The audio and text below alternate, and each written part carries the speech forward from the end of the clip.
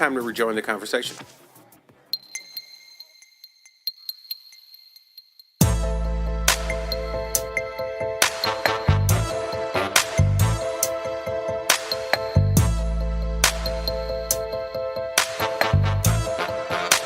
Okay, so we are back, and okay, here we go.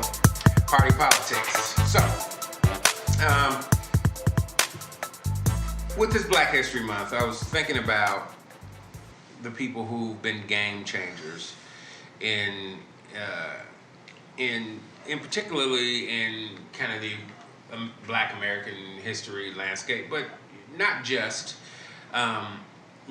American, but definitely my thoughts started there. So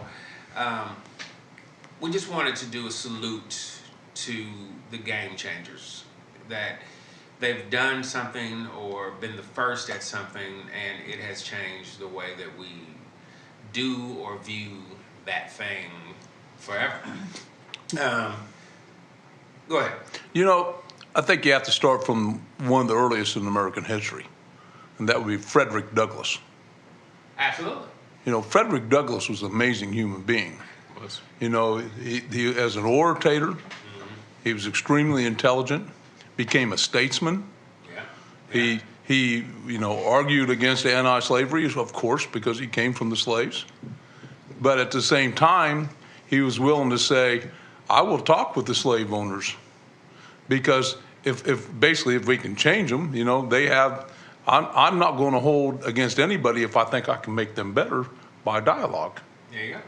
You know, you look him up sometimes, and I challenge people on podcasts to look up and read about Frederick Douglass, an amazing human being, a truly amazing human being, and probably one of the better statesmen we ever had.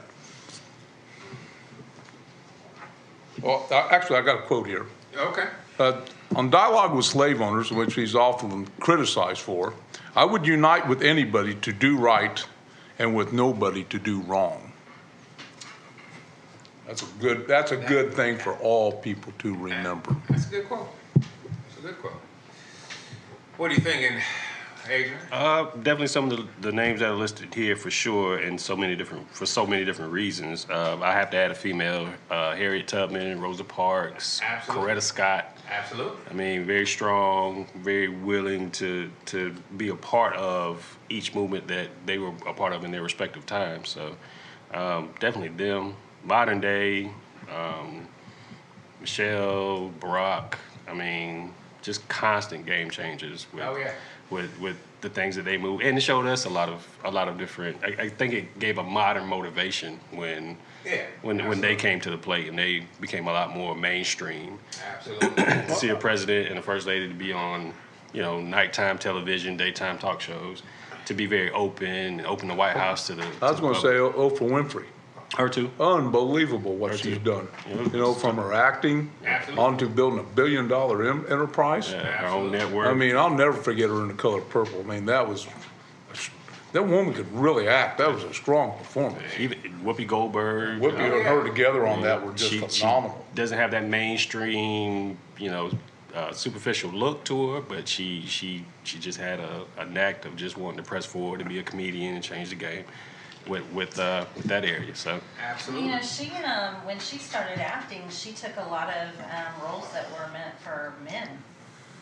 Yeah, I know. Her first 2 or 3 movies. Well, Jumpin' Jack Flash was the character she played was written for a man, and she went in and said, "No, I'm going to play this character." well, Whoopi. Yeah. Whoopi played Jumpin' Jack. I thought you said Oprah, and I'm saying, no, Yeah. Whoopi. okay, I got it. I'm deaf, you know that. What are you thinking, Bray Max? Honestly, I was thinking Obama. I mean, of course, like you said, everyone on this list definitely in their own ways, and but you know, living through it, I think as we move forward through time, it's becoming more and more evident the kind of impact that he had, him and his whole family. Oh my gosh, what is the girl's name that's on Blackish? The oldest daughter. I cannot remember her name. I have to Google her. But she is amazing. The stuff that she's doing right now. yeah, and she really is that age. She really is like just going into college. Going into college. Yeah. And coming up on her first time being able to vote and getting out there and being a social, political, just public leader of young African American people, and she's very well spoken. She's going to Harvard, and one of her intro letters was written by Michelle Obama. That's awesome. With there's one kid, younger, in his 20s, a little weird sometimes, but kid is brave. Jaden Smith. Oh yeah, Brave. I mean, just super brave, super smart. crazy smart. Very eclectic, for sure. Oh man. But What about somebody like Condoleezza Rice? Yeah, absolutely. You know, she doesn't get talked about a lot because she has a little bit different political view than a lot of people. But definitely a game changer. But becomes Secretary of State. Absolutely.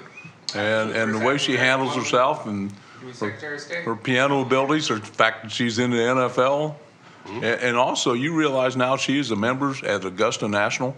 What do you mean she's in the NFL? Condoleezza Rice is first black woman member at Augusta National Country Club. You're right. You're right. But Think of barriers. Think all the barriers is she's she crossed. part of an ownership? she's trying to, I think, get in that in the mix. NFL? Yeah, Really? yeah. Okay. She's I trying. was It's just like, quiet. wait, like I just caught that myself. I was like, wait a minute, is Yeah. she part of an ownership? She's keeping it quiet, keeping it very quiet. And we can go on. Colin Powell, who's Oh, very, yeah. I mean, there's some, and then Clarence Thomas and Thurgood Marshall as being, justices, and there's some amazing people that have come a long way. You look at Ben Carson, coming from where he came from. I'm not looking at Ben. I know you're not going to like Ben, but you have, I'm to also admit his I'm also not accomplishments. looking at Clarence Thomas either. I can't stand him. I can't stand Ben Carson. But you have to admit their accomplishments from where they came from to where they've risen to are good. Now, what I will say, as far as Whether you like them as or far not as doesn't matter. as It's far accomplishment. as a surgeon, after he's done some amazing things and definitely was a game changer in that field. I think he should have stayed out of politics, but that's a whole nother story. Anyway, because once again, this was not supposed to be a political show. Right, This was supposed to be giving some homage. So we're gonna move forward. And were you done with some of the names you were throwing out? Yeah. It's Yeah, such a broad topic. Yeah, well, it is. That's what I'm saying. Well, that's what we're just, like I said, just giving some love and some homage to some people that have changed their respective games. Do you feel like just in the urban community that there's enough focus on contributions? I mean, modern day, of course, Michelle Barack, that's a name that comes up pretty frequently. Oprah comes up pretty frequently. Right. But is there enough? Do we pay enough homage to the past, the present, and the future? Well, to tell you the truth, I don't think we do. I think, you've got the big names. You've got, the Martin Luther Kings. If you're a little bit more militant, maybe Malcolm X. Sure. There's a handful of names that kind of get homage all the time. But, I was having a conversation kind of getting to Black Panther, the movie. And I was talking to a friend of mine, and he was like, I think the thing that bothers me is that people feel like they need any movie or television representation to feel a certain level of pride. Right. And but I think part of the reason is that there isn't enough celebration of accomplishments. I mean, there have been some amazing, and there have also been some accomplishments that have, been whitewashed over the years. I mean, like a lot of people don't realize that, some of the stuff we contribute to, one inventor actually was invented by an African American inventor that doesn't really get any shine for it, for whatever reason or another, and like I said, and definitely not to get kind of political about it, but I think that since you asked the question, I think that is is a real problem, that because I think if we saw if we saw what we've done and celebrated the things that we've done, you know, we wouldn't be, kind of going kind of crazy on the internet talking about, what we need, what people should be doing. Right. Because not that we don't need or deserve, fair treatment or equality or whatever, but at the same time, I think you've kind of already lost the race if you needed Black Panther to then feel good about yourself. True. So like that's a problem to me. Well, I haven't seen Black Panther, but I have read about it. Yeah. And one of the things that I think Jackie can probably back it up if she's seen it, is that they also gave strength to the woman in that movie. Oh yeah, absolutely. There were many strong women, and I think that's just as important, that you show the strength of the woman, especially in the African American community. I mean, you don't diss on mama, right? Yeah. Well, it was It wasn't interesting. even that. I mean, it was. But they're shown as Yeah. people of strength and Well, they power. are. Yeah, because like his entire guard is women. Yeah, the Dora Milaje they call Yeah. them, and I mean, his his sister entire is- force is women. The smartest person in there. Yeah. And, yeah. It looked like the visual was beautiful on it. Was the cinema it's the gorgeous. cinema photography was Oh, it's excellent on it. gorgeous. It's gorgeous. Yeah. Just that movie is just The gorgeous. trailers I've seen on it, that's Yeah, one of the it things. was I like a great. movie that's visually beautiful to me too. Yeah, I want the story, but I want to see a movie that's visually beautiful We also. were reading, or I was reading to Mario this one journalist, well, writer. I don't know if he was a journalist. He wrote this article, and it was an African American man. But he was talking about how he didn't think it was the right story for American black men. That even in that movie they were portrayed bad, and I'm just like, I think you missed the point of the movie. Yeah, I It had haven't nothing to seen it, do- but Well, you'd have to watch it, and the article, I mean, it really was obvious that he went and saw this movie, but he hadn't seen any of the other Marvel movies to understand, Yeah, where this it actually was fit in that in. time. Like you can't take this movie in and of itself and think you understand it completely if you haven't seen the other pieces of Marvel. So but I mean, honestly, it was a great movie. Mario at the end of it was on this side telling me, I don't think not all of the references people are going to understand all the references if you're not African American. True. And on the other side of me, this African American couple, the guy was telling her the same thing, and I'm like, I'm literally hearing it from both sides. Yeah, it's. But it was, I great. mean, Yeah. and I think because I am with Mario, I do understand, like surface level understand, but I mean, there's just a lot of things that are going to be a joke to people, and it was meant to be funny yeah. in the movie, but the underlying. Yeah, there was they something won't see. serious Yeah. under that. Yeah, but isn't that part of our problem anymore, is that people love to be too critical about something and not look at the overall good of everything? Oh, yeah. I mean, that's the problem with our social media. Yeah. Well, And that was that's a actually- great issue with me, because get over yourself. It was one, I really have to admit, I have seen every single Marvel movie. I've seen every single. I didn't know Mario was into it. He is, of course, joking out there in I will tell podcast you land. that I was into it before I met him. It just is nice to have somebody that we can enjoy it together. But it probably was one, if not my most favorite Marvel movie. It was really good. They did a really great job with the story. Yeah, the story was incredible. You learned. Yeah, what I think people wanted to see was this kind of just revolutionary movie, and forgot that it's a comic book movie that fits into a much larger, Genre. Yeah, Right. because the Marvel Cinematic Universe is moving toward something. With now 10 years worth of movies, it's all been moving towards something, and all these movies tell a story that needs to be told to further this overall story arc. And it's just, like I say, I think people went in looking to see one thing, and when they didn't see that thing. Well, and there were two guys. Mario said that when we were leaving, they were like, "Told you it was gonna suck," and it was two African American men. And it was just like, what were they looking for? What movie were you coming to see? Were they looking for radicalism? I think that's exactly what they were looking for. That's my opinion. They were looking for radicalism. Yeah, I think a lot of people were looking for. And radicalism just going to divide us. We're supposed to have something that brings us together in a movie, like a Marvel movie. You don't know Marvel if you were expecting that, because that's not how they do things. They do exactly what they did.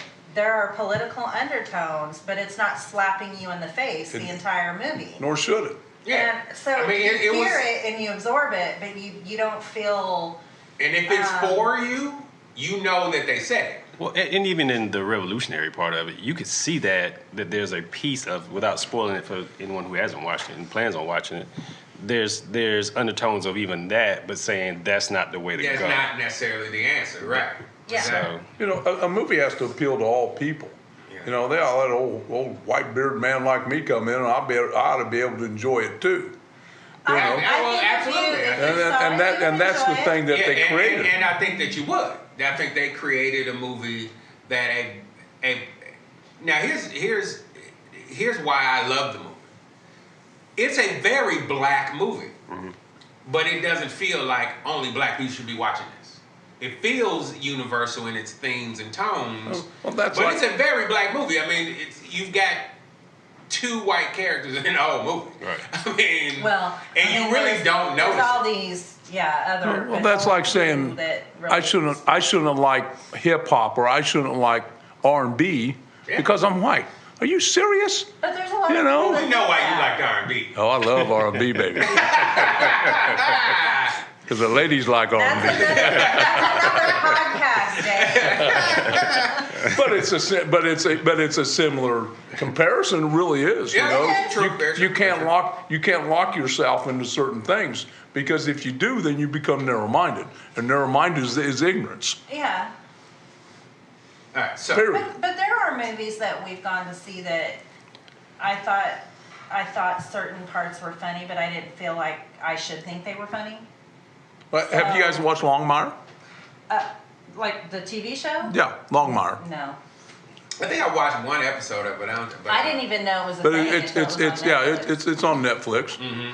But it's based in Wyoming. It's a sheriff, and they're dealing with the Native Americans. It's really a great series. I mean, there's not a lot of black people in it. Yeah. But I bet you could watch it and say, oh yeah, that's a pretty cool show. Well, and I guess that's really my point. Like there are 1,000 shows and movies that I've seen over the years that have had nary a black person in them, and I enjoyed them just fine. Right. Because it was a good movie. It shouldn't matter because it's good. Like that's the point I was trying to make. Well, I bag on Grease because there's no black people that went to Rydell High. But there is. That doesn't mean one. I still have not seen that guy. Yes, you did. I showed you at the end of the movie. I've not seen him. So he was an extra. You say he was there. He was. I don't remember that guy at all. Just saying. He was dancing extra at the end. I'm like, there he is. There's the black guy that went there. See, I'm saying, like, no. I was just like now, given that, I probably could sing every single song in the freaking Grease movie because I've seen it 1,000 times. And I'm just going to note that it hasn't been since we were together. No. As a matter of fact, I'm gonna put somebody on blast. My cousin Cicely. Hey, how you doing out there, cuz? She used to have a little record player in her room, and I think the only record she had was the Grease soundtrack. Oh my God! Over again. That's painful. That is painful. Well, what would be scary is that did she try to dress like Olivia Newton-John? She may have at one point, but I don't remember. That would be a little scary, honey. I don't remember. I didn't say that. Maintain the sisterhood, hon. All right, so we have digressed. So as usual. Yeah, as usual. So game changers. Let's get back on. I'd like to bring one up. Yeah, please. You know, let's look at Malcolm X. Because Malcolm X gets some bad press. Right. Malcolm X started off pretty radical, but he definitely moderated himself. And let's not forget what, you know, one of his, and I can't give the quote off my hand, but if you have poor people going to poor schools with poor teachers and they can't get an education, then that's a failure. Yeah. You know, and he really started doing a lot of good things. And at the same time, you have Muhammad Ali, who also one of my personal heroes. and Mario knows he's one of mine too. I have a lot of respect for Muhammad because, you know, they both were Muslim men that showed that, hey, you know, we have good views on things. We understand, even though we're Muslim men, we know how to bring people up. And we are about our communities, and we are about making our communities better. And, you know, that can't be denied. Oh, absolutely. They were huge game changers, and they did it pretty well in a peaceful way. Absolutely. You know, I think you're right. I think because Malcolm X existed in the same time period as Martin Luther King, he doesn't get the credit for the way that he changed the game. Well, I think he started off very radical. Well, and he did. And he did. But you got to remember too, like he was from a dirt poor family that literally he had never had a white person be even kind to him in any way. He winds up going to prison, and in prison, he finds religion, but as most people who find religion in prison, it was kind of a radicalized version of religion. And as he grew, and took his pilgrimage to Mecca, he realized that, wait a minute, I was doing my 7 circuits around, and I was looking around, and almost nobody looked just like me. They were blonde-haired, blue-eyed, Muslims, and we prayed and ate together like brothers. And maybe I have been thinking about this wrong. And the fact that he was able to do that mental evolution and try to bring that, back to America, to the people, I mean, that made him a greater man. Yeah, a much greater man, and a great game changer. Well, it helped create great men. I mean, Absolutely. Even after the fact. I mean, to get to a point where now, okay, you're educating yourself, you're reading, you're finding more about your personal heritage and your ancestry. That's one thing I will say about not so much the radicalized Muslim community, but the nation. From what I see and the conversations I've had with Muslim men, they're all about making sure they're distinguished and they're not out there making fools of themselves. They stand up for what they believe in, and they do it in a very sophisticated manner, or a positive manner. Yeah, and they're all about the communities and taking care of their families, and that's one thing I respect totally about them, especially how they show their men. Like, their men always have to. You don't walk outside looking any kind of way. You show yourself very respectful. You speak respectfully. You read. Eddie and I are both Christian men, and as Christian men, we appreciate people who teach that value. Absolutely. Because that's our same value. Absolutely. It doesn't matter which side of the religion you're on. It's that value that's important. Absolutely. You agree with that? Absolutely. Any other coming directly to mind? Anybody else at the table? You can jump in. Feel free. Well, all I got to say is that I really relate to the Dr. Kings, the Malcolm X, the Muhammad Ali's, because that was my time. Yeah, no. And I saw that the absolute change that they brought along, that brought us forward in many ways. Yeah, we still have a lot of problems. And I always would encourage people out in podcast land, and I have during Dr. King's birthday and different things. Oh, yeah. Go read about these people. Oh, absolutely. They did absolutely wonderful things. Understand their values and what they brought forward to their communities, and what they brought forward to the world. Yeah, absolutely. And understand their profound meanings, and you will gain great insight, and it might change your life a little bit. Yeah. You're absolutely right. Let me put a punctuation on what you just said. I was thinking earlier today, about, in particularly music, and in particularly hip hop. And I was thinking about the biggest game changer that I can shout out is probably the godfather of what we call hip hop today, because before him there was no such thing. There was no genre, you know. And I think about moving forward from that. I think about every single time, like the sound or the tone of the genre has changed, and so you've got the Public Enemies and how they ushered in a completely new sound and a completely new thought into the genre, and moving forward again to a Dr. Dre who really changed this, sonically changed the sound of hip hop, and even to like a Puff who changed the sound of hip hop, and you're moving even forward to somebody more modern, Kanye, and then after that even a Drake, who they've made these quantum leaps forward sonically in the genre that I think about. I was thinking that we can historically talk about game changers, but there's always game changing things happening. And I was thinking about it in the frame of hip hop, but really, if you think about it in any any facet of life, that's always happening. I was thinking about the it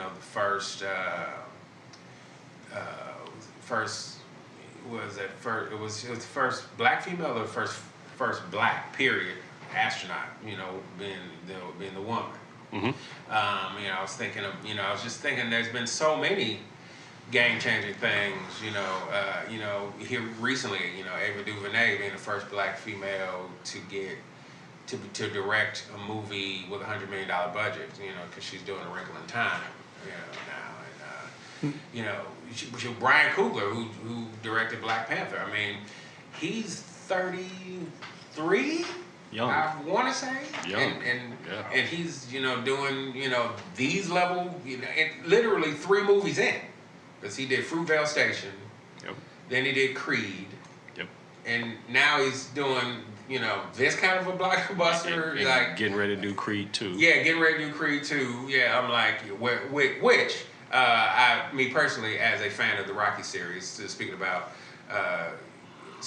game changers, he's not African American, but Sylvester Stallone as a director and as a writer, director, and actor in his own produced series of films, that's game changing, which of course leads you forward to like the Fast and the Furious movies, where Vin Diesel is producing this whole series of films that have led one character through this story arc, and and I'm like, this is all serious game changing stuff, and I think people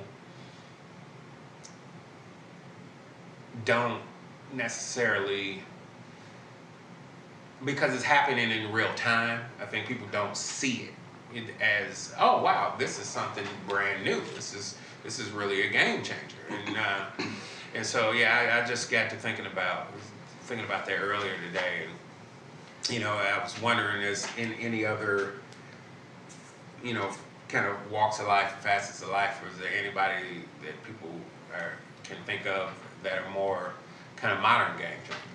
I want to stick along with some music here. Yeah. Because you kind of, even white people that dance badly can move to JB. Oh, my wife laughs at me when JB comes on the radio because I'm moving in my seat. Complete game changer. But you got not just in sound, but in the business of Think about this. This is something that's really interesting when you think about the '60s. Isley Brothers. Oh man. And who played with the Isley Brothers early on? Jimi Hendrix. Yes. Yeah. So the Isley Brothers taught Jimmy a lot about playing guitar because they were, that sound was unique to it that we'd never heard before because it was this fusion blend. Wait, hold on one second, Dave. Once again, if you're hearing out there in podcast land all of the groups that Dave is talking about, these are the kinds of groups that you can go and park with a female and get very close and intimate. I just want you to hear the stuff that he's saying because I'm catching that he was doing a lot of parking back in the day. I was. I will admit. I was, and I did. But overall, it's just the influence the Isley Brothers had on Jimi Hendrix and what he turned into. Absolutely. Was this phenomenal different sound that nobody ever heard. Yeah, I mean, and to this day, those are game changing people too. And to this day, that's one of the things that guitar players try to do is they try to learn all of the the Jimi Hendrix riffs so they can get better at playing, and it just complete game changers. So on music, I got out the record player earlier this week and had my dad's records, and I found the Temptations in there. Oh yeah. Threw that on there. That was pretty awesome. Yeah. Play that for life, brother. Now I will say I'm actually kind of surprised at Brain Mass that he did not bring up a particular set of game changers because I know he really liked this particular movie. And I'm talking about the women in Hidden Figures.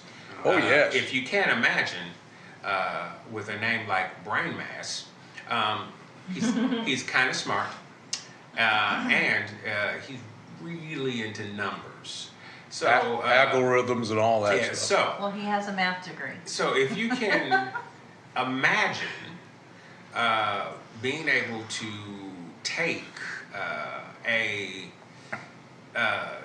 a young man to a movie that is into math and watch him geek out He did, man. hard Really? over a math movie, it was actually kind of beautiful to He see. may have found that erotic.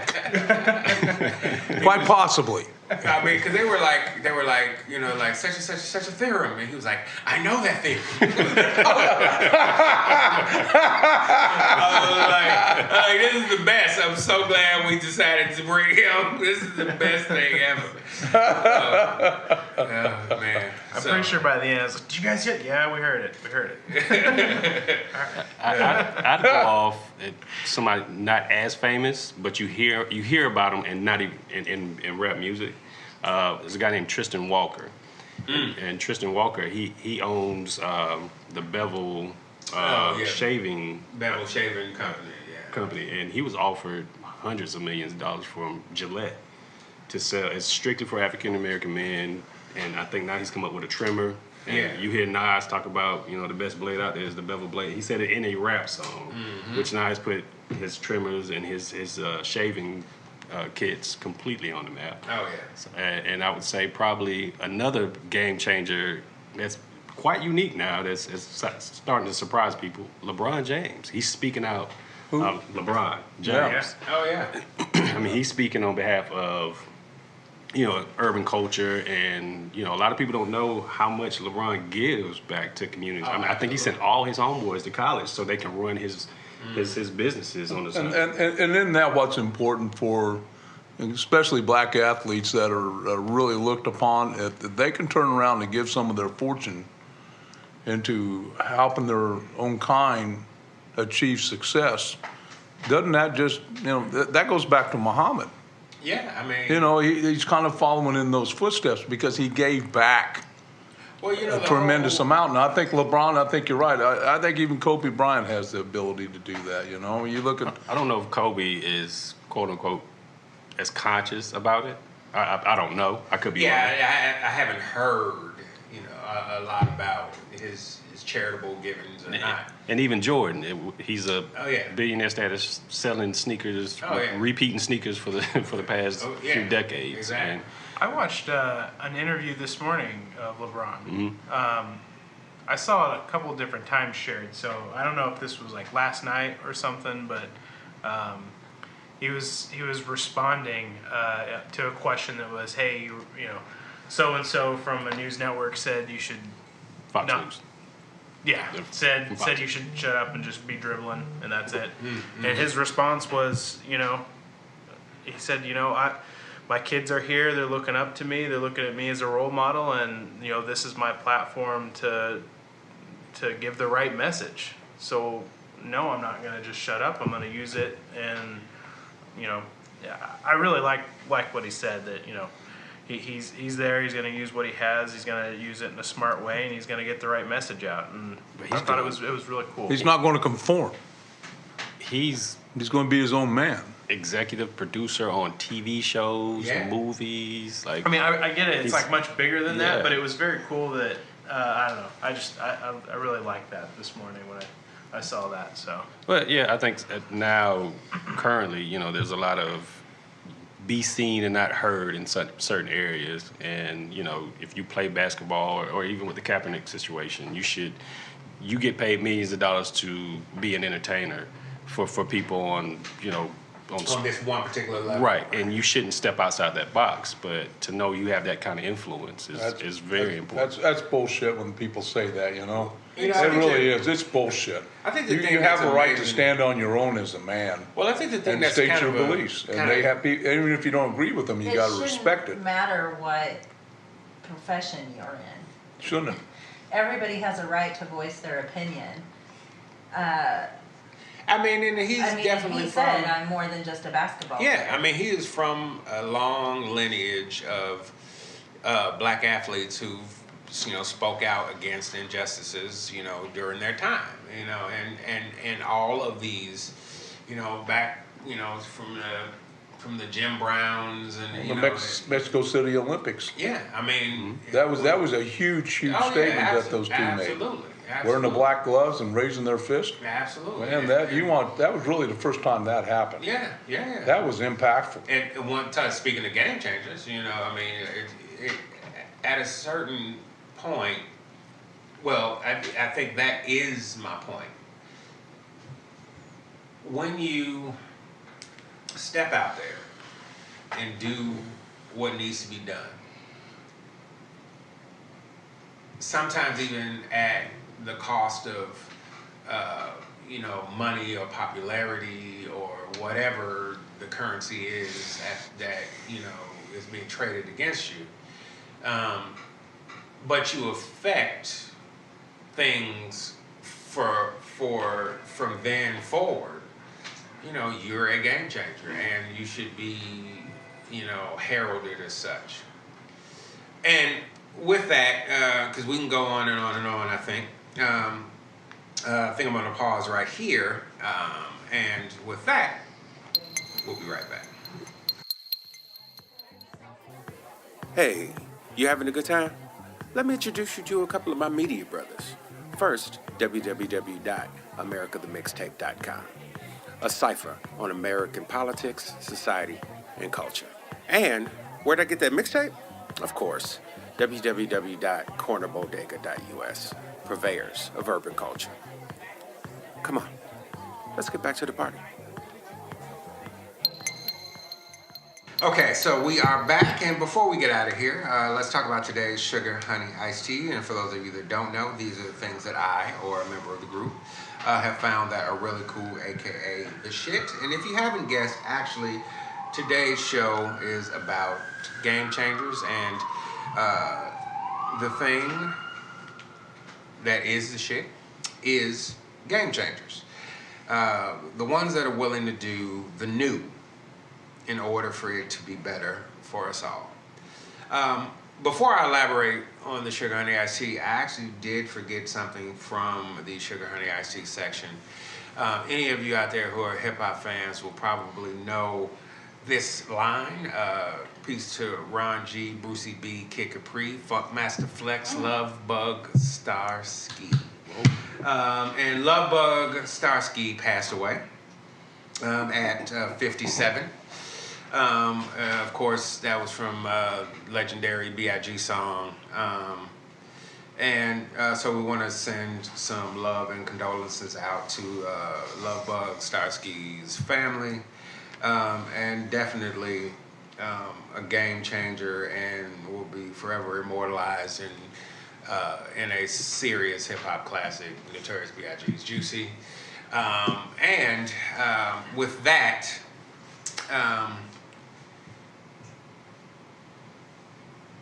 games are being changed every day. So, let's not forget those in the past who have been game changers, and let's make room for the new game changers, because games are being changed every day. If we do that, if we are open to the richness and the fullness of our history and tout the accomplishments of people that have happened, and as they happen, I think we will never forget the rich tapestry that is, the African American community. And in this Black History Month, we want to say that we love and we honor all of the game changers. And their place in America. Exactly. They are definitely a part of the rich culture of what we are as Americans. And with that, I'm going to end this show in the way I end all the shows, and that is with the toast that started it all for me, and that is to good time with good people.